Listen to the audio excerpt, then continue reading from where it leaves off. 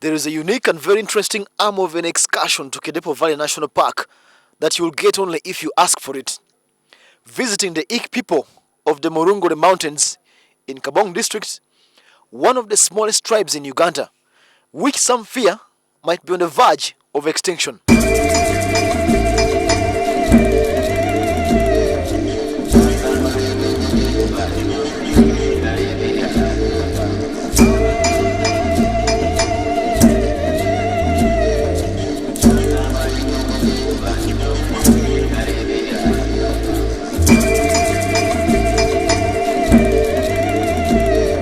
When in Kidepo a few months ago, we insisted we should go and visit the Ik, but we had no idea about the amount of effort it takes to get up there in the mountains, 8 kilometers up to see the Ik.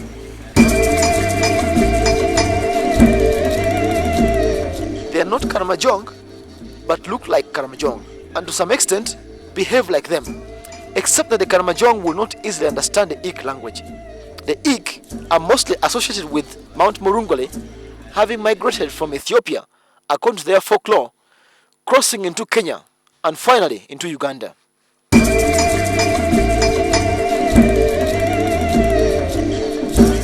The mountain of Morungole. Na tior badi ko deni ka akware na nyongole kwar na kotese ko na boyo todo.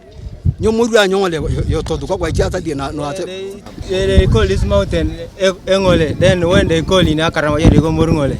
Na no koto no down no musuku ya tata. So when the whites come, esetini chiato imanantia kutana kwa race. They ask these six, what's the name of this mountain?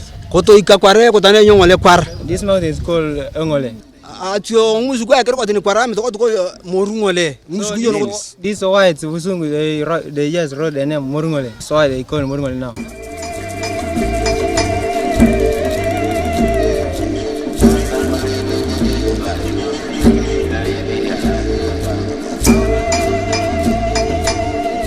Here at the foot of Mount Morungole marks the beginning of our tough climb to the Ik tribe, one of Uganda's smallest tribes, and a key community experience.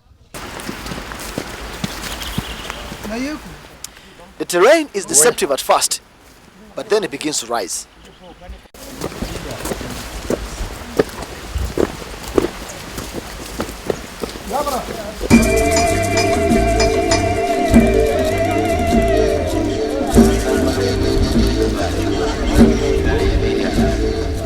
We've been climbing for 10 minutes now, and I'm told there are 45 minutes to go, which means we have only covered about 10% of the journey.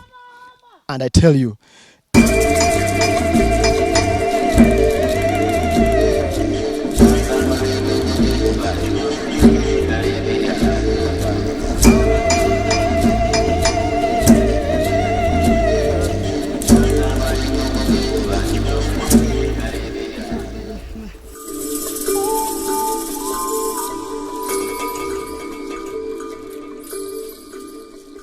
this is the first stop, rest that is absolutely necessary.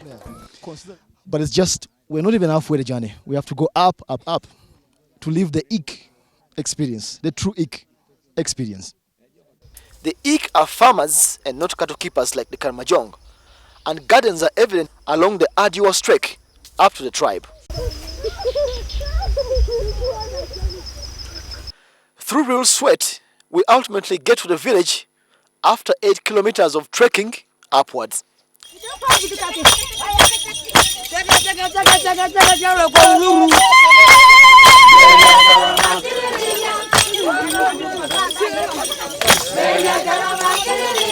It might be treacherous to join this dance if you're an outsider that is not briefed.